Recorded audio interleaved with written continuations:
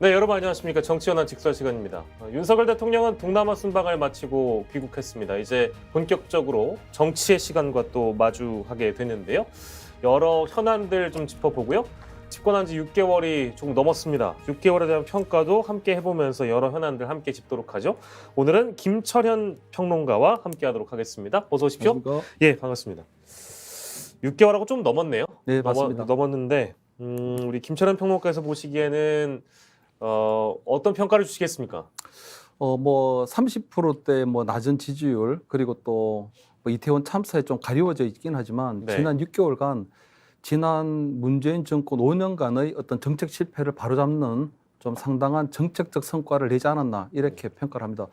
좀 구체적으로 보면 일단 뭐 가장 가볍게 우리가 탈원전 정책 그 탈원전 이제 문재인 정권 5년 동안에 사실 탈원전을 추진했는데 우리가 전기를 만든 이게 전기와 관련된 거거든요. 근데 사실 모든 산업의 기본이 되는 게 이 에너지입니다.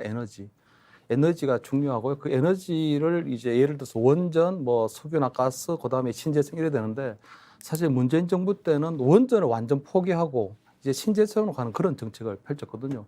근데 사실은 그런 과정에서 보니까 여러 가지 에너지 문제가 생기게 되고 그렇기 때문에 지금 한전 같은 경우에는 7조 원의 흑자를 내던 기업이 지금 30조 원의 적자 기업으로 돌아섰습니다. 이런 것들이 보면 원전이 가장 값싼 에너지인데도 불구하고 그것을 하지 않고 예. 신재생으로 무리하게 추진하다 보니까 그런 상황이 된 거고요. 두 번째 보면은 그나마 좀 잘하고 있는 게 외교 분야입니다. 외교 안보 분야는 좀 잘하고 있는데 외교 같은 경우에는 이번 동남아 순방에서도 드러난 것처럼 한미 간의 동맹은 확실하게 굳건해졌고요. 그리고 한미일 트라이앵글 회담을 통해서도 한미일의 어떤 안보 체제가 확실하게 구축이 됐거든요. 이것이 제가 볼 때 중국 또는 북한 김정은 위원장이 던지는 메시지는 굉장히 강렬하다고 생각을 합니다. 특히 이번에 동남아 순방에 드러난 것처럼 한미일 이 트라이앵글 회담을 하다 보니까 중국의 시진핑 주석과의 한중 회담도 사실 성사가 됐거든요. 네. 사실 그동안 우리 문재인 정부 때는 그 중국과 미국 사이 어떤 균형 외교라는 명분 하에 양다리 외교를 하는 바람에 사실 중국에서는 제대로 대접을 못 받았습니다. 왜냐하면은 그때 두 차례 우리 문재인 대통령이 중국을 방문했을 때 예. 사실 혼자 밥을 먹는 그런 혼밥 홀대를 받았다고 해가지고 굉장히 국민적 자존심이 상한 적이 있었거든요. 그런데 한미일에 이렇게 확실하게 이 동맹 체제가 굳어지니까 사실 시진핑 주석이 이 한중 회담을 좀 응한 그런 케이스가 있습니다. 그래서 어떤 탈원전 그다음에 바로잡는 거, 두 번째 우리 외교 안보에서 좀 잘하고 있는 거, 네. 그리고 국가 부채가 지금 1,000조 원을 넘었었는데 그 네. 국가 채무에 대해서 적극적인 관리에 들어갔다. 이런 것들은 상당히 정책적 성과를 내고 있다. 이렇게 좀 평가하고 싶습니다. 그럼 아쉬운 점은요? 아쉬운 점은 아무래도 이게 굉장히 윤석열 대통령이 맞닥뜨린 정치적 지형이 굉장히 안 좋습니다. 그 2002년도에 우리 노무현 정부하고 제가 딱 비교해 보니까요. 예. 노무현 정부하고 공통점이 너무 많아요. 이게 어떤 한 점이요? 30대 공통점이 있는데 그중에서 제가 한 5개 정도의 30개나 됩니까? 30개나 됩니다. 그런데 그렇습니다. 그중에 제가 한 5개 정도를 좀 맛보기로 말씀드리면 대표적인 것만. 첫 번째는 여소야대 형국입니다. 그러네요. 노무현, 그다음 이명박, 박근혜, 문재인 그리고 윤석열 정부가 이 5개, 5개 정권을 거치면서 유일하게 여소야대 된 거는 노무현 정부 때하고 이번 윤석열 정부 둘밖에 없습니다. 그래서 여소야대 노무현 때는 본인 스스로 새천년 민주당의 후보로 당선이 됐는데 열린우리당을 창당하는 바람에 여소야대 형국을 스스로 자초했던 부분이 있지만 네. 그때도 뭐 그것이 결국 그 문제가 돼가지고 나중에 탄핵에 이르는 그런 일이 벌어지게 된 거거든요. 그래서 여소야대 형국이 굉장히 대통령이 국정의 최고 책임자인데도 불구하고 국정을 이끌어가는 데는 상당히 어려움이 있습니다. 그래서 여소야당이 있고요. 둘째는 언론입니다. 그때 노무현 정부 때도 굉장히 언론하고의 관계가 굉장히 나빴습니다. 그래서 이번에 나온 것처럼 기자실이 대무질을 하고 그 노무현 대통령 스스로가 그때 우리 조선일보하고 굉장히 적대적 관계를 형성했거든요. 네. 그러다 보니까 모든 여론이 굉장히 이 노무현 정부가 어떤 개혁 정책을 내놓든지 간에 나빴습니다. 그래서 그때 보면 우리 시중에 기어다니는 걸어다니는 우리 강아지도 노무현 대통령 욕한다고 할 정도로 나빴거든요. 그런데 지금도 마찬가지로 이번에 동남아 순방에서 보면 MBC 기자의 전용기 탑승 배제라든가 이런 것들은 상당히 언론에 대해서 여러 가지 불편함이 있다. 이런 것들은 공통점이고요. 세 번째는 요거는 조금 다른 케이스인데 영부인입니다. 지금 우리 그 김건희 여사에 대한 논란이 벌어지고 있는데 그때 당시에도 권양숙 여사에 대한 논란이 많았습니다. 왜냐하면 그때 보면 우리 국민들이 2002년도 당시에는 우리가 생각하는 대통령의 부인 영부인 유경수 여사를 항상 떠올렸거든요. 예. 근데 그때 권양숙 여사는 노무현 대통령과 마찬가지로 고졸 출신의 아주 우리들 그러니까 영부인으로서의 품격이 갖추어졌나 한 이런 것들을 항상 국민들이 계속 문제 제기를 해왔었거든요. 그래서 그때도 영부인 논란이 좀 있었습니다. 그리고 난 다음에 마지막 하나는요. 또 하나는 협치가 그때 안 됐습니다. 협치. 왜냐하면 노무현 대통령은 이 한나라당 우리 지도부를 볼 때 이 사람들은 독재 세력 후에, 그러니까 전두환 노태우로 이어지는 독재 세력 후예로 봤었거든요. 그러다 보니 굉장히 이 적대적으로 했는데 그때 당시 한나라당의 대표가 최병일 대표였는데 이분은 조선일보 출신의 또 군부 정권에 어느 정도 하다 보니까 네. 노무현 대통령이 최병일 대표를 애당초 만나주지 않았어요. 전혀. 지금도 마찬가지로 윤석열 대통령이 민주당의 지도부를 바라보는 입장이 네. 이재명 대표의 최측근들이 수사를 받고 있고 구속되고 있는 상황이다 보니까 아무래도 본인이 검사 출신, 법치 이러다 보니까 그런 연장성산이 좀 있지 않나 하는 게고요. 또 하나는 우리 한덕수 총리입니다. 예. 노무현 정부의 마지막 총리가 누군지 아십니까? 한덕수입니다. 그러니까 이번에 윤석열 정부의 초대 네. 총리가 한덕수입니다. 그래서 그렇죠. 사실은 이명박, 박근혜, 그다음에 이 문재인 정부를 뛰어넘으면 사실 노무현 정부의 마지막 총리가 몇십 년을 거슬러서 그다음에 이 윤석열 정부의 초대 총리가 된 거거든요. 네. 그래서 어떻게 보면 이 노무현 정부와 이 노무현 대통령과 그리고 이 윤석열 대통령이 서로가 어쨌든 이걸 인정하지는 않겠지만 상당한 공통점이 있다. 이게 진짜 제가 보기엔 한 30대 정도 공통점이 있는데 예. 그중에서 대표적인 것만 말씀해 주신 거예요. 그다음 마지막 이제 지지율이죠. 음. 지지율이 그때 노무현 정부 때도 1년이 안 돼서 20%대까지 떨어졌습니다. 지금은 한 30% 되는데 두 분 다 굉장히 이 낮은 지지율 때문에 고전하고 있고 국정을 이끌어 가는데 상당히 어려움이 있다. 이런 것들은 대해서는 뭐 비슷한 공통점이 많은 것 같습니다. 네, 뭐 이제 그 임기가 다 끝나고 몇 년 이후에인가 이제 평가를 받을 부분이지만 그 대통령들 그 지지도 못지않게 또 존경하는 대통령이 누구인가 국민들에게 가끔씩 또 물어보잖아요, 여론조사 기관에서. 그렇게 되면 보통 이제 뭐 박정희, 노무현 뭐 이렇게 꼽히곤 하는데 공통점은 노무현 정부와 많이 공통점이 있는데 이제 윤석열 대통령이 차후에 이제 그렇게 존경받는 대통령이 될지도 우리가 지켜볼 일이겠죠. 그렇습니다. 이제 예. 뭐 이제 겨우 6개월밖에 안 됐으니까 앞으로 4년 6개월 네. 있으니까요. 앞으로 제가 볼 때 굉장히 좀 분발하지 않을까 이런 생각합니다. 그러면 이제 그 평론가께서 평가할 부분을 평가해 주시고 아쉬운 부분은 아쉬운 대로 이제 이렇게 좀 주목을 해주셨는데 예. 아까 지지율 얘기를 잠깐 해주셔가지고 그 얘기는 안 할 수가 없는 것 예. 같아요. 뭐랄까요? 6개월밖에 되진 않았지만 그래도 지지율 자체가 이게 국정을 운영하기가 좀 힘들 정도의 지지율이다. 아까 평가를 좀 해주셔가지고 그러면 지금 어떻게 이걸 좀 객관적으로 봐야 될까요? 성과라는 부분이 덜 알려졌기 때문에 국민들이 대통령을 지지하는 지지율이 낮은 걸까요? 아니면 실제로 그 부정적으로 아쉬운 부분들이 너무 많이 어필이 되거나 너무 많이 대중적으로 그걸 받아들이게 돼서 지지율이 낮은 걸까요? 어떻게 그걸 해석해봐야 될까요? 제가 볼 때 그 좀 여러 가지 복합적인 요인들이 있는데 일단은 그 대통령은 바뀌었는데 사실 정권 교체가 완전하게 이루어졌다고는 볼 수 없는 상황이거든요. 아까 말씀드린 것처럼 일단 왜냐하면은 그 여소야대 그대로 있고요. 그러니까 우리나라가 뭐 행정부, 입법부, 사법부 상권 벌리기는 하지만 사실 입법부가 가지고 있는 권한이 상당합니다.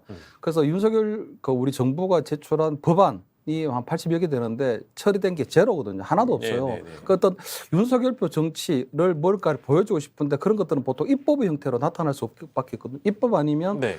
우리 그 행정으로 나타나는데 입법에서 지금 뭐 여소야대 형국에 가로막혀서 아무것도 안 되는 게 있고요.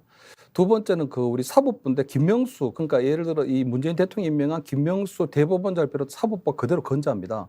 세 번째는 문재인 정부 말기에 민주당 인사, 그러니까 문재인 정부 인사가 대부분 우리 공공이 다 알박기가 됐어요. 그래서 사실 그 교체가 하나도 안 됐습니다. 그래서 대통령은 바뀌었지만 사실상 정권이 완전하게 바뀐 게 아니고 그렇다 보니까 네. 윤석열표 정치는 아직 시작을 못 하고 있는다 이렇게 좀 생각합니다. 그래서 아마 금년이 지나고 이제 어느 정도 이제 국정에 대한 좀 적응이 되고 나면 네. 그런 여러 가지 외적 여건, 어려운 여건을 좀 극복해 나가면서 되지 않나 하는 생각이고요. 네. 물론 본인 스스로가 자초한 부분이 있습니다. 왜냐하면은 일단 검찰 인사 뭐 검찰 우리 출신들 검사 출신들의 어떤 위주 인사 그리고 그 후보 시절 때부터 논란이 되온 대통령 내분 특히에 대한 어떤 논란들 이런 예, 것들이 예. 계속되다 보니까 그런 것들이 굉장히 조금 부정적인 이미지가 있고 두 번째는 언론 아까 얘기한 것처럼 굉장히 적대적이라고 하시긴 그렇지만은 어쨌든 굉장히 불친절한 언론 환경조차도 좀 좋지 않다. 그래서 윤석열표 정치는 제대로 못 나가고 있고 그다음 입법 형태로 나타나야 할 윤석열표 개혁도 잘 안 나타나고 있고 그리고 제반적인 여건이 윤석열 대통령이 이 상황을 헤쳐나가기에는 굉장히 어려움이 많은 상황이다. 네. 그렇게 좀 생각합니다. 그런 이제 그 과정들을 겪고 나면 어느 정도 지지율 회복도 이룰 수 있을 것이라고 혹시 보시는 거네요. 그렇습니다. 그런데 지금 정치가 많이 실종됐다는 얘기를 많이 하는데요. 이 정치라고 하는 게 기본적으로 대화와 타협의 이 산물이거든요.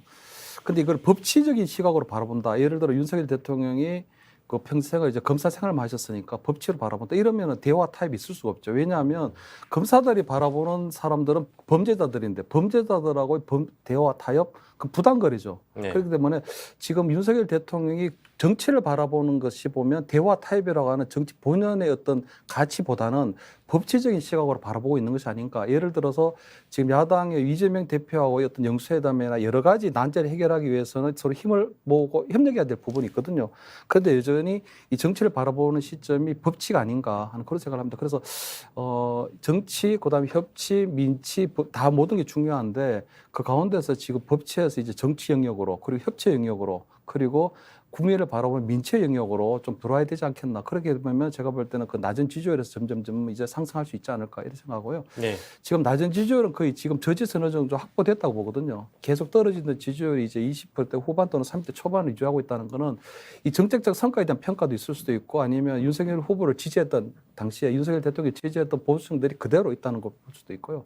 단지 중요한 건 앞으로 이제 중도 보수. 예를 들어 제가 볼 때는 윤석열 대통령을 찍지 않았던 뭐 우리 민주당 뭐 지지자들 이런 분들은 굉장히 제가 볼 때 더 지지율 회복에 도움이 되지 않을 것 같고요. 단지 중도 보수를 향해서 이제 어떻게 갈 것인가 하는 것들은 이 탄탄한 이제 이 지지세 이후에서 이제 좀 시작하지 않을까 그렇게 좀 생각합니다. 예. 우리 그 평론가님 전문 영역에 대해서 질문을 좀 먼저 하고 좀 더 나아갔으면 좋겠는데 법치 이제 이런 얘기 하셨으니까 정치의 실종이라는 평가를 아주 야박한 평가를 반대 진영에서 뭐 줄기차게 하고 있는 것이고요.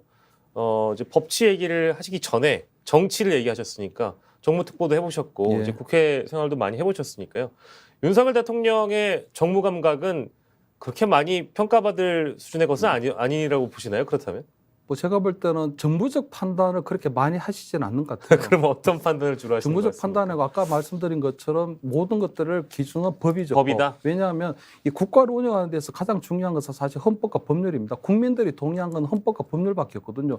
정치라고 하는 거는 서로 여야가 어떻게 이 국가 운영을 하는 데 있어서 서로 대화할 거냐 또 타협할 거냐 이 속에서 벌어지는 거거든요. 그런데 대통령은 제가 볼 때 어떤 정부적 감각 그러니까 어떤 야당에 대한 배려 고려 이런 것들은 잘 고려하지 않는 것 같아요. 예를 들어서 그 윤석열 대통령이 이번에 내년도 예산안 시정 연설할 때 하루 전날 민주당 이 당사에 대한 압수수색이 있었잖아요.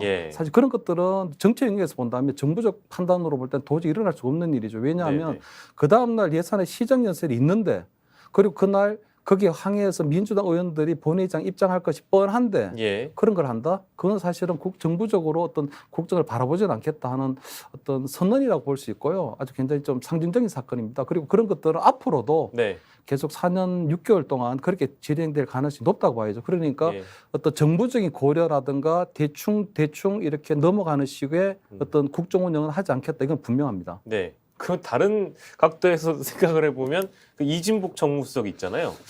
그 이진복 정무수석이 우리가 보통 정치의 기존의 문법상 그 기대하는 역할이라는 게 분명히 있는 것인데 그 역할을 하기가 지금 녹록치 않은 환경에 놓여 있는 것 같기도 하고 그런 환경이라고 하더라도 우리가 보통 어려울 때 정무석이 국회 찾아와 가지고 야당 대표 만나고 하는 거 아니겠습니까? 근데 이제 그런 각도로 이제 법치를 중심으로 국정 운영의 어떤 틀을 마련해 가고자 하신다면 정무수석이 너무 할 일 없어지는 거 아닙니까? 그렇죠. 지금 이준복 수석이 제가 볼 때 한 3선까지도 하시고 옛날에 그 박관영 전 국회의장도 이제 모신 출신인데 사실상이 이제 우리 정치권에서 잔뼈가 굵고 감각이 좋으신 분이죠. 하지만 그런 분들이 해온 정치는 그렇거든요. 그래서 윤석열 대통령이 과거에 그냥 검사할 때 그 이제 그리고 또 윤석열 후보가 이제 검찰총장 할 때 그리고 이렇게 국민적인 스타로 발돋움해서 별의 순간이 찾아와서 대통령 되는 그 과정을 보면 어떤 타협이 없었거든요. 아마 국회에서 답변을 할 때 박범계 전 장관하고 타협을 했다거나 아니면 네네. 그때 국민의힘 의원들하고 대충 타협을 했다면 네. 아마 별의 순간 오지 않았을 겁니다. 그래서 아마 그 본인이 대통령이 된 그 배경에 보면 어떤 정무적인 이런 것들보다는 그리고 과거의 국회라고 하는 것이 이럴 것 같아요. 그러니까 검사 때 보면은 수사를 해봤는지 안 했는지 모르지만 대부분의 정치인들, 국회의원들 보면은 좀 우리 정치자금법이라든가 여러 가지 좀 나쁜 걸로 들어오잖아요. 예, 예. 그리고 국민들이 얼마 전까지 국회를 바라봤던 시각이 절대로 긍정적이지 않았습니다. 네네네. 그 뭐 가장 뭐 퇴출돼야 될 1순위가 어떤 국회의원이었고 어떤 우리 뭐 그랬는데 그래서 아마 대통령이 국회를 바라보는 또는 우리 시각이 여전히 과거의 그 시선에서부터 전혀 거두어지지 않았다 이렇게 좀 생각할 수 있죠. 네. 6개월에 대한 평가를 저희가 간략하게 해봤는데요. 가장 최근의 이슈 두 가지를 좀 짚어보면서 대통령의 득과 실은 어떤 게 있었는지를 좀 평가를 더 해보도록 하겠습니다. 일단 하나는 그 10월 29일에 발생한 이태원에서의 참사에 대해서 정부의 대처, 또 그리고 이번 동남아 순방과 관련해 가지고요. 현 정부의 성과 그리고 이런 것은 또 뭐가 있는지 좀 짚어보려고 해요. 참사부터 짚어보겠습니다. 뭐 대응을 잘 하지 못했기 때문에 지금 뭐 여전히 국회에서도 관련자들이 소환되면서 여러 가지 논의들이 나오고 있는데요. 일단 현 시점에서 참사에 대한 정부의 대처 어떤 평가를 주시겠는지요? 일단은 뭐 지금 그 야당에서 또는 국민들이 원하는 방향으로는 하지 않는 거죠. 근데 지금 대통령이 이 참사에 대한 수습을 어떻게 할 것인가는 분명하다고 봐요. 아까 말씀드린 것처럼 그것도 마찬가지로 법치적인 시각으로 해서 얘기를 하고 있는데, 원인 규명, 그다음 거기에 합당한 우리 그 책임자에 대한 책임 처벌, 그다음에 재발 방지에 대한 이 안전 대책에 대한 수립, 요 세 가지가 딱 정해져 있거든요. 근데 그 원인 규명을 어떻게 할 것인가에 대해서는 야당하고 입장이 완전히 상반되죠. 네. 그다음 책임자 처벌에 대해서 마찬가지고. 네네. 근데 그 어느 것이 옳다고는 할 수 없지만 제가 볼 때 이렇습니다. 그 원인 규명을 하는 데 있어서 지금 야당에서는 그 지금 경찰의 수사를 믿지 못하겠다. 셀프 수사를 못하겠다. 못 믿겠다. 그다음에 그 책임자가 되는 책임 역할이 있는 경찰청장이나 뭐 행안부 장관이 이 부분에서는 일단 물러나고 난 다음에 이게 진행돼야 되지 않겠냐. 이런 데 굉장히 타당한 부분이 있습니다. 근데 저는 이래서 생각해요. 그 경찰의 수사를 못 믿겠다 하는데요. 저는 이렇습니다. 그 경찰 인력이 전국에 한 13만 명 정도 되는데 그중에 이번 사태와 직접적인 관련이 있는 분들은 얼마 되지 않아요. 예를 들면 이태원 파출소에 있는 경찰관들 최선을 다했습니다. 예, 예. 물론 그 상급자가 되는 중앙관리자가 되는 용산서장이 어제 뭐 잘 못했죠. 네네네. 그다음 1, 2 상황 관리관도 제대로 못했습니다. 예. 그건 일부죠. 그러면은 경찰의 수사를 못 맡기겠다고 하면 그러면 우리나라의 경찰을 못 믿겠다는 거냐? 그러면 13만 경찰에게 대한민국의 치안을 못 맡기겠다는 거냐? 저는 이렇게까지 갈 수 있다고 보거든요. 그럼 지금 경찰청에 있는 특수본에 있는 분들이 수사에 최고의 경험을 가진 베테랑들이 다 모였습니다. 수백 명이 모여서 이 사건에 대해서 조사를 하고 있는데 이분들이 그러면 13만 경찰이 지금 명예가 땅에 떨어졌는데 과연 그러면 이번 사건을 수사하는 데 있어서도 뭐 진실을 감추고 은폐하고 왜곡하고 이렇게 할까? 과연? 그 사람들이 과연 그럴 수 있을까? 그리고 그 사람들 중에는 그 경찰관들, 수사관들 중에는 자기가 아는 분의 지인들이 그런 참사의 희생자가 됐을 수도 있는데 그럴 수 있을까? 그렇게 생각을 하고요. 그리고 이 특수본의 수사에 대해서 지금 경찰청장이 전혀 관여하지를 못하고 있습니다. 보고를 하고 있거나 지시를 받고 있지도 않고 네네. 그리고 이 사람들이 뭔가를 숨기거나 감추고 있는 것도 전혀 덜 하고 있는 게 아니거든요. 그래서 저는 일단 특수본의 수사를 조금 믿고 기다려보는 게 좋을 것 같다. 두 번째는 그 이후에는 검찰에 넘어가면은 검찰 단계에서는 이 경찰에 대한 수사에 부실한 게 없었는지, 그 의혹이 남은 부분이 규명되지 않은 부분이 없는지를 체크하게 될 거고요. 그리고 거기에 상응하는 책임자에 대한 형사적 체벌을 묻게 될 거거든요. 예. 그럼 이 두 가지가 완료되고 난 다음에 국민들이 보기에 여전히 의혹이 남는다. 이런 것들은 뭔가 이 정권에서 감추려고 하는 게 아닐까? 아니면 이런 것들 부실했는데 그러면 국정조사 들어오면 됩니다. 국정조사라든가 아니면 특검이 들어와서 네네. 하면 되는데 지금 국정조사를 한다는 건 무슨 문제가 있냐면 일의 선호가 완전 뒤바뀌어 버리는 거예요. 뒤죽박죽이 되는데 네. 왜냐하면 민주당이 국정조사에서는 뭔가 이럴 것 같은데 국정조사를 하면 두 가지가 있는데 국정조사 하게 되면 국회에서 특별위원회를 만들거나 네. 아니면 해당 상임위인 행정안전위원회에서 이걸 해야 되거든요. 예. 근데 얼마 전에 행정안전위원회에서 현안 질의가 있었고 어제도 용산경찰서장과 112 상황관리관을 불러서 질문을 했는데 네. 이분들이 수사권이 없어요. 그리고 수사를 해본 경험이 없어요. 네. 그 여당 같은 경우에는 국민의힘에는 이만희 의원이나 김용판 의원처럼 경찰관 출신들이 있는데 그분들도 수사에 아주 전문성 있다고는 할 수 없지만 그 민주당의 의원님들은 거의 이 수사하고는 전혀 무관한 분들이에요. 그런데 이분들이 과연 뭐 이 이태원 참사에 대해서 뭐 처음부터 끝까지 다 규명을 할 수 있을까? 그러면 결국 특수본에서 수사 자료를 받아서 네네. 국정조사를 진행해야 되는데 대부분의 자료들이 수사 중이라는 이유로 하나로 제출이 안 될 겁니다. 아. 그럼 자료를 제출하지 않는 것 가지고 또 서로 공방이 오가게 되면 예. 특수본의 수사는 특수본의 수사대로 진행이 안 되고 국정조사는 국정조사대로 진행이 안 되면서 예. 그 자료를 제출하지 않는 정부를 또 탓하게 될 거거든요. 지금은 정부에 대한 책임을 묻는 거는 당연하지만 지금 현재는 원인 규명, 유가족들이 원하는 거는 왜 우리 아들, 딸들, 우리의 가족들이 그 현장에서 그렇게 국가의 도움을 받지 못하고 이 사망했나, 그렇게 참사 일어났나 하는 것들 궁금해하니까 그렇게 했거든요. 그래서 국정조사는 네. 경찰의 수사, 그다음에 검찰의 어떤 이 수사에 대한 검증 이후에 진행을 해도 늦지 않다.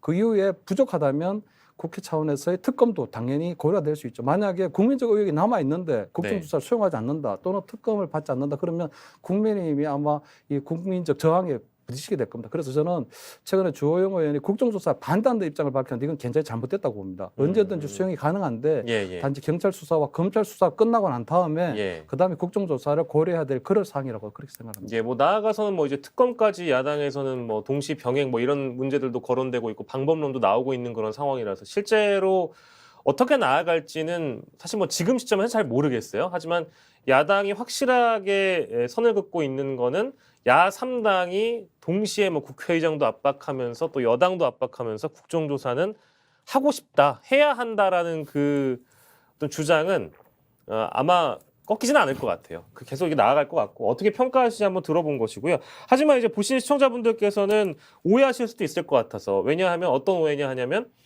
이제 이런 거에 대한 해법이 김철현 평론가가 좀 다르다고 하셔가지고 기존의 참사 이후에 관련자들, 책임자들이 했던 발언들이나 언행들이 옳았다고 얘기하는 건 아니시잖아요. 아니, 그럼요. 그 이제 대통령도 그런 일을 밝혔처럼 이 참사에 대해서는 우리 형사적 책임을 지셔야 될 분들, 그다음에 지휘 관리에 대한 책임을 지셔야 될 분들이 다 정해져 있는 거거든요. 그래서 지금 그 형사적 처벌에 대한 부분은 우리 특수본에 수사를 하고 검찰 단계에서 당연히 거기에 대해서 하게 될 거고요. 정부적 책임에 대한 문제인데, 그럼 이제 국무총리가 이제 발언 이제 뭐 실언을 한 거, 그다음에 뭐 이상민 장관도 있고, 그다음에 경찰청장도 있는데 사실 그분들에 대한 책임을 당연히 어느 정도 물을 수밖에 없죠. 그래서 대통령도 정부적 책임을 물은 거고, 문제는 지금 당장을 해야 되느냐, 아니면 이것이 어느 정도 원인 규명이 끝나고 난 다음에 할 것이냐 하는 이 부분만 지금 남아 있는 거거든요. 저는 그 이상민 장관에 대해서는 이상민 장관 스스로도 굉장히 사퇴 여부에 대해서 본인의 거취에 대해서 굉장히 고심하고 있다고 봐요. 그래서 얼마 전에도 우리가 폼나게 뭐 던지고 싶다라고 얘기를 해서 그게 또 발언이 논란이 됐는데 네. 저는 폼나게 대한 부분보다는 던지고 싶다에 더 방점을 두고 싶습니다. 네. 던지고 싶어요. 그만두고 싶어요. 네. 그런데 지금 인사권자인 대통령의 어떤 결심을 기다리는 것 같아요. 왜 네, 본인 네, 스스로가 네, 먼저 네, 사퇴를 하고 싶고 폼나게 끝내고 싶은데 예. 사실은 대통령의 결심, 대통령이 어떤 판단을 하고 거기에 대해서 이제 거치가 결정이 되면 본인이 움직이면 되니까 사실 장관 같은 경우에는 그런 상황이라고 보고요. 네. 보면은 사실은 지금 뭐 장관이 지금 장관으로서의 지위가 지금 지휘권을 행사할 수가 없는 지경에 이르렀잖아요. 예. 그래서 이런 상황이기 때문에 심지어 뭐 또 TF 단장을 또 하고 계시니까. 근데 TF 단장을 맡는 것도 저는 그것도 조금 좀 적절하지 않다고 봅니다. 왜냐하면 그 TF 단장을 장관이 맡게 되는 법령상으로 우리 뭐 법령상으로 그렇다고 이제 뭐 하더라도. 있다고 하더라도 사실은 본인이 아닌 차관이나 이런 사람들이 TF 단장을 맡는 것이 논란에서 피해가는 방법이고 또 국민들이 바라볼 때 훨씬 더 이 정부가 좀 신뢰할 만한 뭐 대응 방안을 만들어 가고 있구나, 예방책을 만들어 가고 이렇게 생각할 텐데 본인이 그걸 맡게 되면서 그 TF에서 어떤 결론, 어떤 좋은 안이 나오든지 간에 이상민 장관이 단장이었다는 이유만으로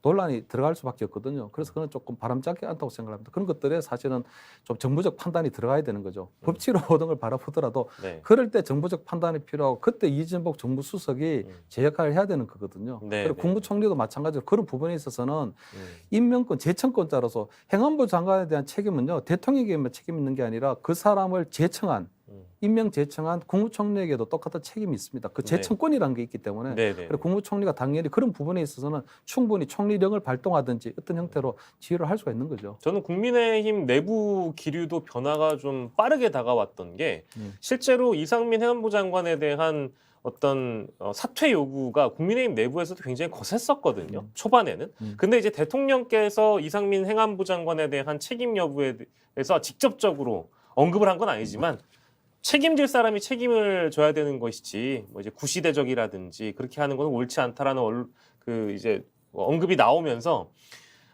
한풀 꺾인 것 같아요. 그렇게 되고 해외 순방전에 어깨를 치신다든지 또 다녀오셔가지고 수고가 많았다라는 이제 언급이 이제 보도가 되지 않습니까? 그러니까 장관에 대한 책임론을 여당 의원들조차도 거론하기가 좀 부담스러운 상황이 된 게 아닌가 그렇게 좀 읽히기도 해요. 국민의힘이 지금 조금 이제 좀 국민의힘을 우리가 보는 시점을 좀 관점을 잡아야 되는 게요. 그 윤석열 대통령은 사실은 원래 이 국민의힘하고는 아무런 관계가 없는 분이었습니다. 예를 들어서 이제 문재인 정부에서 검찰총장으로 임명되신 분이잖아요. 네. 그럼 사실은 문재인 정부에서 가장 신뢰할 만한 검사 중에 한 분이었겠죠, 그죠? 네. 그러니까 국민의힘하고는 사실 대척점이 있다고 봐야 되는데 이제 이 국민의힘의 후보로 당선되신 거거든요. 그래서 사실은 이 당하고는 전혀 어떤 그 관계가 없죠. 그러다 보니까 국민의힘에 대해서도 사실은 당청 간에 얘기를 할 때 보통은 정치를 오래 하신 분이 국회로 들어가게 되면 뭐 김영삼 대통령이나 김대중 대통령 이런 분들이 들어가게 되면 당청 관계 수직적 관계가 됩니다. 수직적 관계. 네네네. 근데 지금 윤석열 대통령 같은 경우에는 수직적 관계가 인지 아니면 수평적 관계인지 아주 애매모호한 상황이거든요. 그래서 이번에 우리 그 국회 운영위에서도 김은혜 수석하고 이제 강승규 수석이 쫓겨났는데 네네.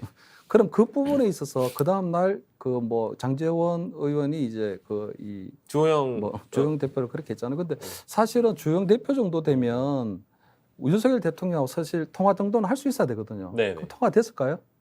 통화 안 글쎄요. 됐겠죠. 통화 안 됐기 때문에 장제원 의원이나 이용 의원 이 초선이 그냥 의원총회에서 들이받는 아 저는 그것도 굉장히 상징적이었다고 사실 보는데. 들이받는 일이 벌어졌는데 네네. 그게 보면 좀 나중에 말씀드리겠지만 아직까지 당청 관계가 수직적인지 수평적인지 정리가 안 됐다. 그리고 네. 그러다 보니까 국민의힘 의원들이 굉장히 우왕좌왕합니다. 그러니까 국민의힘이 개파 굉장히 다양해요. 왜냐하면 원래 과거에 네. 한나라당 게 네네. 한나라당부터 쭉 오신 분들이 있고요. 그다음에 박근혜 대통령 탄핵 때 나갔다가 들어오신 바른정당계 사람들이 있습니다. 그게 뭐 이준석 뭐 전 네. 대표, 유승민 의원 이렇게 대표되는 분이 있고 그다음에 국민의당 안철수 국민의당 우리 계보가 또 있어요. 그리고 예, 이제 예. 국민주당 우리 분들하고 합쳐서 예예예. 그러니까 여러 가지 계파가 있다 보니까 처음에 사퇴론에 이제 힘을 보태본 분들은 유승민 전 의원 뭐 이런 분들이 하다 보니까 그게 이제 이 여론에 따라 휩쓸려 가게 된 거죠. 예.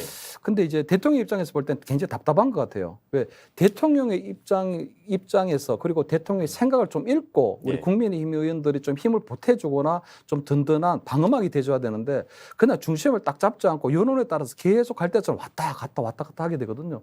그래서 사태가 맞느냐 안 맞느냐 하는 부분에 있어서도 적어도 어떤 책임을 어떻게 물을 것이냐에 대해서 대통령 입장을 밝히면 거기에 대해서 그 부분을 좀 왜 대통령께서 저런 생각을 하지 저 심경이 뭘까 뭐 때문에 저런 판단을 하는 것에 대해서 결정을 해야 되는데 그게 아니고 유승민 전 의원이나 어떤 뭐 분들이 좀 여론이 뭐 그렇게 돌아가면 예. 그 사태 우고 갔다가 그다음 대통령이 야 사태 아니야 이거 정부적 책임하고 형사처벌 구분해야지 구분해야 이러면 된다. 다시 또 아닌가 봐 이래 우혹에 해서 그러니까 어떤 옛날에 보면 그런 거 있잖아요. 그 산에 올라갔는데 여기가 정상인 줄 알았더니 이 산이 아닌 게 저 산인가 산으로 봐. 저 산이 이렇게 식으로 그래서 지금 이제 국민의 의원들이 굉장히 윤석열 대통령하고 친분도 없고 그다음 청와대하고 어떤 소통도 잘 안 되고 그다음 윤핵관은 또 실세 그룹이기도 하지만 또 전면에서는 빠져 있고 그래서 굉장히 국민의 의원들이 굉장히 우왕좌왕하고 있다. 그래서 이분들이 딱 중심을 잡아줘야 되는데 예. 딱 중심을 잡아주고 있지 않기 때문에 이런 일이 좀 벌어지고 있지 않나 이런 생각을 합니다. 네, 뭐 더 추가적으로 멀리 내다볼 수는 있는데 내년 되면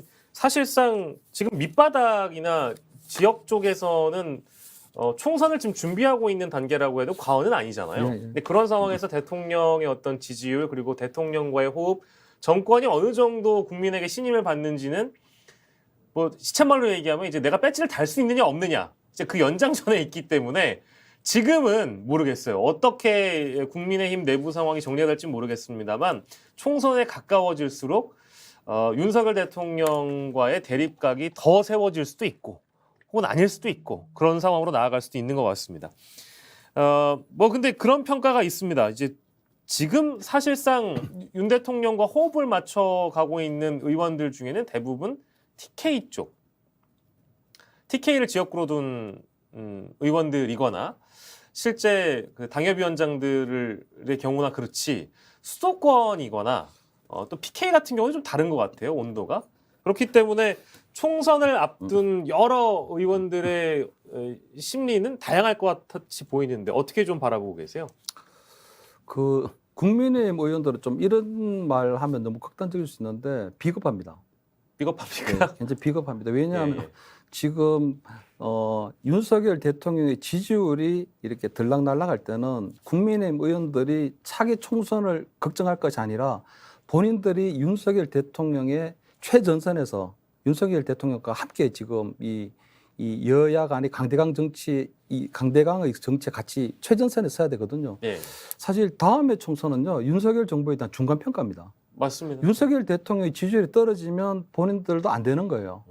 윤석열 대통령의 지지율이 올라가면 본인들도 당선될 가능성이 커지는 겁니다. 그렇죠. 그러면 윤석열 대통령하고 차별화를 해서 그럼 다음에 총선에 나서겠다 불가능합니다. 왜냐하면 내년 3, 4월 달 정도 예정돼 있는 전당대회에서 새로운 지도부를 꾸리게 되거든요. 예, 그 새로운 지도부는 가급적 친윤계로 구성될 가능성이 크고 그거. 그러면 윤석열 대통령과 함께 할 수 있는 사람들이 총선에 나가서 이제 국민들로 유권자들의 심판을 받게 되는 거지. 지금 윤석열 대통령이 굉장히 어려움을 겪고 있고 어렵게 지금 국정을 이끌어가고 있는데 예. 그것은 나 몰라라 하고 대구에 내려가서 부산에 내려가서 자기 지역구나 관리한다. 과연 그분들이 다음에 공천을 받을 수 있을까요? 그 저는 지금 국민의힘 의원들이 지금 지역구 관리에 빠질 게 아니라 주말이면 대구행 또는 부산행의 계열차에 그 KTX에 몸을 실을 게 아니라 지금은 윤석열 대통령과 함께 싸울 수 있어야 됩니다. 그래서 예, 보면 지금 굉장히 우리가 지금 국민 여론전이라고 얘기하는데 지금 큰 공중 여론전이 벌어지고 있거든요. 그래서 지금 민주당에서는 지금 모든 국회의원들이 소위 말해서 이재명 대표의 최측근 구속되는데도 앞에서 당사에서 막고 그리고 호위무사들 자처하고 있는데 지금 국민의힘 의원들은 다 제각각 개인 플레이만 지금 하고 있는 상황이거든요. 그래서 제가 볼 때 국민의힘 의원들이 의원총회나 이런 걸 통해서도 그렇지만 본인 스스로들이 윤석열 대통령을 함께 윤석열 대통령이 성공적으로 안착할 수 있도록 국정을 이끌어갈 수 있도록 어떻게 본인들이 해야 될지를 본인들이 좀 고민을 해야 됩니다. 예, 예. 지금 이번 주말에도 아마 제가 볼 때 우리 그 지역구 내려가서 관리를 하실 텐데요. 제가 예, 볼 때 대구나 영남권에 가서 지역구 관리를 할 것이 아니라 예. 책임당으로 한두 명 더 모을 것이 아니라 지금은 윤석열 대통령을 위해서 본인이 무엇을 할 것인가, 무엇을 해야 할 것인가에 대해서 진지하게 고민을 좀 해야 합니다. 네네. 이따가 그 순방 저희가 평가를 하면서 뭐 대통령의 어떤 언론관이라든지 언론을 대한 어떤 자세 이런 거를 우리가 뭐랄까요? 이런 새로운 일종의 새로운 문법의 정치를 만나고 있기 때문에 여당에 있는 국민의힘 의원들조차도 우왕좌왕할 수밖에 없는 게 참사가 터지고 나서 이거는 뭐랄까 대처를 제대로 못한 것 같아. 실제 지역구에 가니까 아니 왜 이 정도로밖에 못하냐라는 지역 구민들의 반발이 있고 그러다 보면 다시 여의도에 와서 어떤 언론 인터뷰를 하거나 이럴 때 뭔가 질문하는 거를 내가 맞받아치기에는 이래저래 신경 쓰이고 뭔가 유리하지 않은 환경에 있다 보니까 제가 만약에 국민의힘 의원이라고 하더라도 인터뷰를 피할 것 같은 거예요. 인간인 이상 그럴 것 같다는 생각이 좀 드는. 그러니까 만약에 말실수를 하게 되면 또 책 잡힐 것 같고 그러다 보니까 그냥 모르겠다 지금은 그냥 내려가서 지역구나 관리하지 뭐라고 생각하는 게 인간인 이상 가장 쉬운 발상이 아닌가. 뭐 비겁하다는 표현을 주시긴 했습니다만 제가 볼 때는 그 대통령이 분명한 가이드라인을 주셨거든요. 이 사태 수습은 원인 규명, 책임자 처벌, 그다음에 그 안전 대책, 그 국가 안전 시스템의 뭐 혁신 뭐 이렇게 하고 두 번째 책임의 문제도 형사적 책임과 정부적 책임이 구별돼야 되고 형사적 책임은 당연히 거기에 합당한 형사적 처벌을 묻는 것이고 정부적 책임에 대해서는 어쨌든 본인들이 뭐 사퇴 여부를 거치를 결정할 수도 있지만 대통령이 임명권자이기 때문에 대통령이 인사권자인 대통령이 결정할 수 있는 사안이거든요. 그래서 처음부터 가이드라인을 줬기 때문에 국민의힘 의원들이 거기에 동의한다면 아무것도 헷갈릴 게 없죠. 네. 근데 본인들이 지금 이 민심은 좀 다른 것처럼 보이거든요. 이렇게. 그러다 보니까 국민의힘 의원들이 지금 중심을 딱 잡지 못하고 딱 중심을 잡지 못하고 하고 있는 거죠. 지금 우리 내각을 보더라도요. 한동훈 장관만 딱 중심을 잡고 야당에 대해서 민주당에 대해서 분명한 어떤 윤석열 뭐 정부의 어떤 국정 철학이라든지 이런 걸 하고 있고 네. 나머지 장관들도 과연 윤석열 정부의 국정 철학을 충분히 이해하고 윤석열 정부와 함께 할 수 있을까 굉장히 좀 퀘스천이 되는 상황입니다. 네. 그래서 사실 지금 이제 내각도 그렇고 국힘도 그렇고 여소야대 상황이고 대통령은 사실은 6개월 정도의 낮은 지지율로 고전하고 있는 상황이기 때문에 가장 중심이 돼야 되는 우리 장수들 그리고 장교들은요 지금 국민의힘 의원 그리고 내각이거든. 내각의 장관들. 이분들이 중심을 딱 잡아야 국민들도 흔들리지 않고 그리고 정부를 믿고 네. 따라갈 수 있는 것이고 그리고 여론도 바로잡혀질 수 있는 거지. 여론이라고 하는 것이 바람하고 똑같습니다. 왼쪽으로 불다가 오른쪽으로 불기도 하고 그런 민심만 따라가다 보면 국정이 그냥 표류하게 돼 있는 거거든요. 그래서 지금 윤석열 대통령은 중심을 잡고 있는데 지금 과연 우리 국회의원들이나 내각에서 분명하게 예. 윤석열 정부, 윤석열 대통령을 뒷받침할 정도로 딱 중심을 잡고 있는지 하는 부분은 본인들이 좀 자세히 좀 뭐 살펴봐야 될 것 같습니다. 예, 대표적인 사례가 아마 지금 언급하신 저희가 이제 그 얘기를 하려고 하는데 대표적인 엇박자가 났던 것이 해외 순방 전에 이제 그 MBC 취재 제약, 예, 뭐 예. 제한, 뭐 전용기 탑승 제한, 뭐 여러 가지 표현이 있습니다만 한덕수 총리에게 같은 질문을 한 거예요. 기자들이 어떻게 생각하냐 했더니 나 같았으면 그렇게 안 했을 것 같은데요 라고 얘기를 해버리니까 아니 대통령과 대통령실의 결정사항을 한덕수 총리가 다른 각도로 얘기를 해버려서 이거 어떻게 봐야 되나 이제 이런 이제 해석들이 있었거든요. 이제 그 대목을 아마 아까 말씀해 주신 것 같습니다. 내각들도 내각에 있는 장관들이나 이제 그런 고위급 공무원들이 좀 중심을 잡아줘야 된다는 평가로 좀 듣고요. 해외 순방 얘기를 저희가 좀 해보겠습니다. 해외 순방 전 그리고 해외 순방 기간 동안 있었던 여러 현안들이 있었는데 일단 해외 순방에 대한 평가부터 좀 해주신다면 아까 총론에 입각해서 해주시긴 했습니다만 해외 순방에 대해서 점수를 주신다면 어느 정도 주시겠습니까? 지금 해외 이번 순방은 대통령이 뭐 낸 우리 정상회의 성과, 그다음에 대통령 비서실의 역할, 그다음에 우리 김건희 여사 이렇게 세 개로 구분해야 될 것 같아요. 예. 이게 지금 섞여 있는데 대통령은 이번에 가서 굉장히 잘했습니다.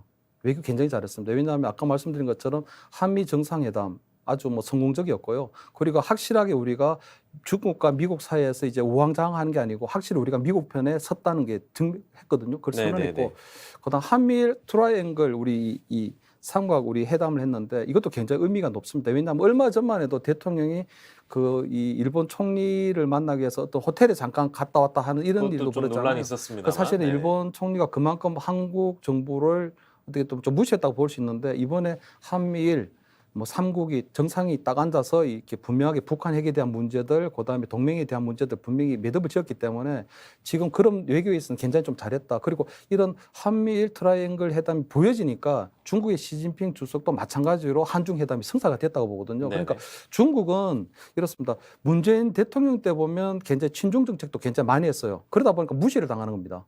그러니까 혼밥도 먹고 해야 되고 제대로 되질 않았는데 사실은 굳건한 한미 동맹만 이루어지면 중국 같은 경우에도 굳이 한국 정부를 무시하거나 업신여기나 깔볼 일은 전혀 없어지는 거거든요. 네. 그래서 그런 외교에서는 굉장히 성과가 있었다. 그런데 네. 이제 그 대통령 비서실 같은 경우 이제 MBC 우리 이 전용기 탑승 배제를 하게 네네. 됐는데 저는 이렇게 봅니다. 그 대통령 비서실에서 가지고 있는 MBC에 대한 그 이 불편함. 네. 저는 뭐 언론 자유에 대한 침해 아니냐, 뭐 일리가 있습니다. 맞습니다. 그거. 그리고 뭐 대통령 그 전용기가 대통령 개인이 산 것도 아닌데 네. 국민 세금인데 거기 뭐 이게 탑승하지 않게 할 수 있느냐 여러 가지 논란들 다 맞다고 생각하고요. 단지 저는 굳이 뭐 대통령 또는 대통령실을 향한 항변이라고 한다면 항변 하나 하고 싶다면 정말 대통령실에서 오죽하면 네. 오죽하면 그랬겠네요. 그랬겠느냐. 오죽하면 정말 도저히 이 극단적 방법이 아니고서는 MBC 보도를 통해서 본인들이 당하고 있는 피해를 도저히 알릴 길이 없다. 예를 들어 뭐 MBC에서는 언론중재에 가서 뭐 하면 되지 않냐 그러는데 언론중재가 먼저 한 6개월이나 1년 뒤에 그 결과가 나오고 그때 되면 한 줄짜리 정도 그때 이런 보도가 있었는데 이런 부분에 있어서는 언론중재위에 뭐 제재를 받았음을 알려드립니다 하는 정도로 나기 때문에 사실은 그 보도가 나가고 난 이후에 대통령이나 대통령 내외 또는 대통령실에서 받게 되는 그 피해는 너무너무 크거든요. 그래서 이 대통령실이 오죽하면 그 극단적인 방법을 선택했을까 하는데 사실 이번에 이 전용기에서 배제되고 난 다음에 달라진 것이 MBC 보도 태도가 달라졌습니다.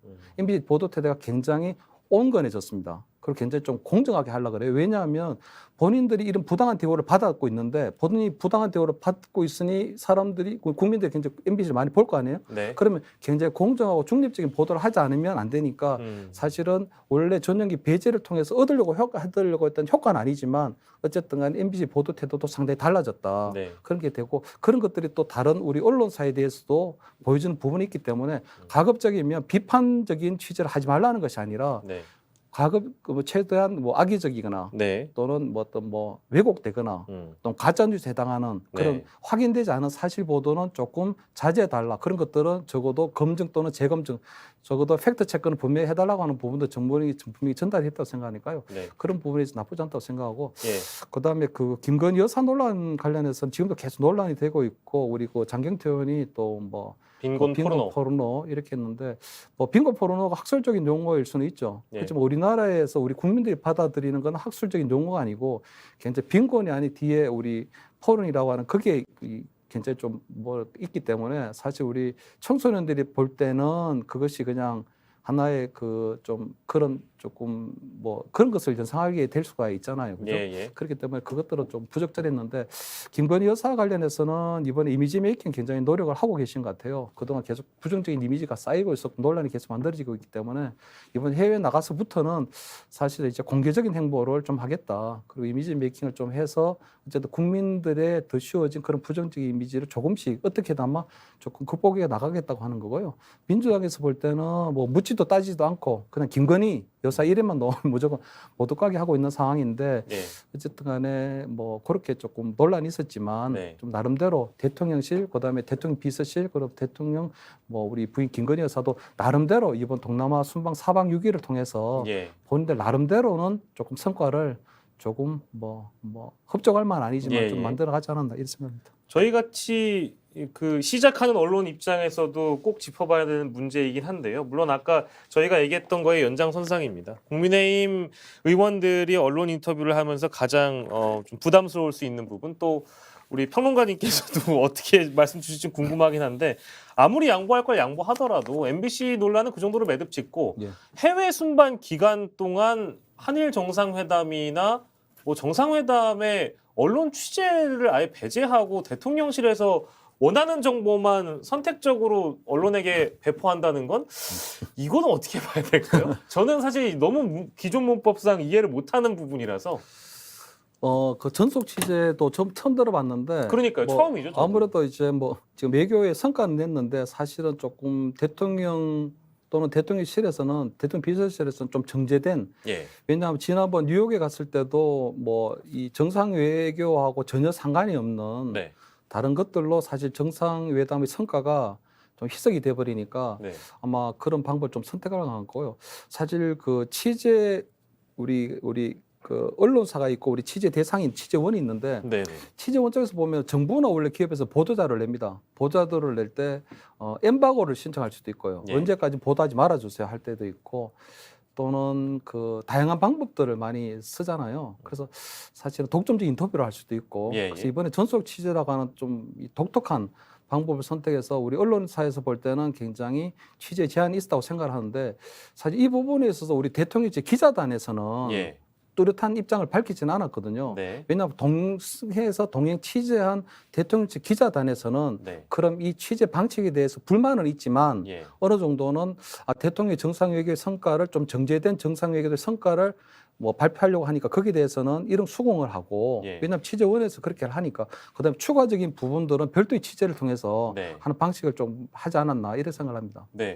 관련돼서 계속 등장한 질문이지만 예를 들면 비행기 내부에서 있었던 브리핑 같은 것도 없었고요. 그리고 정상회담 끝나고 나서 다른 정상들이나 다른 이제 그 회담 관계자들이 기자들의 질문을 받아주거나 하는 관계가 너무 일상적인 거 아닙니까? 근데 이번에 그것도 안 했단 말이에요. 그러니까 이제 사실상 MBC가 민항기 타고 가서 취재했지만 그 풀단도요. 거기 가서 기존에 하던 역할을 제대로 하지 못했어요. 제대로 하지 못할 환경이었고요. 그러면 이번에 이랬기 때문에 다음 순방 나갈 때 또 이럴 것이냐. 이런 질문을 할 수밖에 없거든요. 근데 그게 언론들이 보기에는 일정 부분 편집권에 대한 제한을 정부 차원에서 둔 거기 때문에 이거를 좋아할 언론사는 아무도 없을 겁니다. 근데 이대로 계속 할 것 같습니까? 그래서 이거는 제가 볼 때 대통령실에 출입하고 있는 기자단에서 결정해야 될 사항이라고 생각하고요. 대통령실 출입하고 있는 기자단들이 간사단이 있고 그 기자들이 굉장히 이 취재에 대한 갈증이 있었는데 네. 그럼 앞으로도 이것을 그대로 방치할 거냐? 그것은 우리 그 기자단에서 결정할 문제라고 봅니다. 그 기자단에서 이 부분에 대해 계속 컴플레인을 하고 항의를 했는데도 불구하고 대통령실이 바뀌지 않는다. 그러면 좀 더 극단적인 방법으로 취재권을 확보할 수 있는 방법이 있겠죠. 예. 근데 만약에 대통령실 기자단에서 어느 정도 대통령실의 입장을 충분히 이해한다. 예. 그러면 얘기는 또 달라지는 거죠. 그럼 대통령실 기자단에서 그럼 이번 동남아 순방에 있어서의 본인들이 그럼 어떤 입장을 밝혔느냐? 입장이 없죠. 예. 그러면 이거는 사실 제3자들이 볼 때는 아니 국민의 알 권리가 제한된 거 아니냐, 취재권, 편집권 여러 가지 것들이 제약된 거 아니냐 하는데 대통령실에 대통령을 순방에 동행한 기자단에서 이 부분에 대해서는 본인들이 바로잡을 이유가 있는 거거든요. 네네. 본인들 권리가 있는 거고 네. 취재권이니까. 네. 근데 거기에 대해서 그러면 대통령실 기자단에서 간사단에서 그러면 어떤 입장을 밝혔느냐 이런 것들이 굉장히 좀 중요하다고 봅니다. 뭐 일부 이제 일간지나 이제 다른 뭐 기자 수첩 이런 거 있지 않습니까? 그런 란에 보면은 일부 기자들이 불편한 기색을 드러내긴 했습니다만 그거와는 또 별개로 좀 지엽적인 부분이 되는데 이것도 짚어봐야 돼요. CBS 기자하고 채널A 기자 또 따로 불렀다는 거 아닙니까? 그것도 이제 논란이 있었는데 그걸 바라보는 풀단의 대부분 기자들의 마음, 그리고 실제 불려갔던 두 명의 기자의 마음, 그리고 그걸 바라보는 언론사들의 마음, 저희 같은 군소 언론의 또 마음, 이런 것들이 굉장히 다양합니다.